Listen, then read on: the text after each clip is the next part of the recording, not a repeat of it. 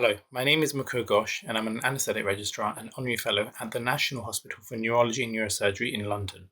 Today, I will be presenting a re-audit looking at the contraceptive counselling in females of reproductive age. My primary audit was presented at the EBPOM in 2024. The use of sugammadex as a preferred reversal agent for aminosteroid non-depolarizing neuromuscular blocking agents or muscle relaxants is popular. However, sugammadex can bind to progesterone, temporarily causing contraceptive failure and risk of unplanned pregnancy. Manufacturer's advice is to counsel females of reproductive age on hormonal contraception to use alternative contraceptive methods should sugammadex be used. A retrospective review of all elective and emergency neurosurgical cases via electronic patient records during a 1-month period in March 2025 was performed and compared against the same period from 2024. Male, gender, and all patients undergoing procedures under local anesthetic were excluded. Female patients aged 18 to 60, as per our trust policy for pregnancy testing, were identified.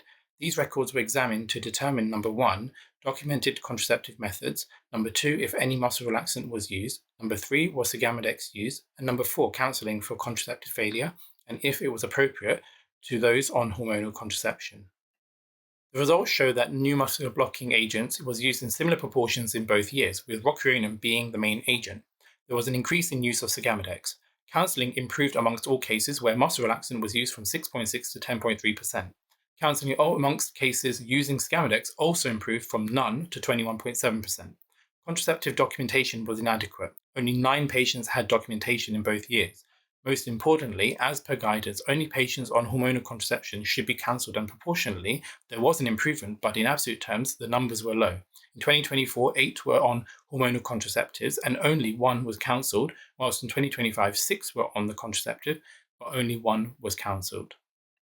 Our study identifies some improvement. Overall, counselling proportionally has improved. Previous work on patient information leaflets and clinician reminders on electronic patient records during anaesthetic consent may have contributed to this. However, further improvement is required. Contraception documentation was low, and amongst those on hormonal contraception, counselling proportionally has decreased. Various factors could be due to emergency admissions, where it is challenging to obtain a history due to the patient's clinical status and the risk of failed contraception is not an issue. Potential improvements in documentation could include reminders and education when the patient's history is being taken to ensure clarity on which contraceptive they are on, and include an option to document if any patient is not on any hormonal contraceptive, thus not requiring counselling. Thank you very much.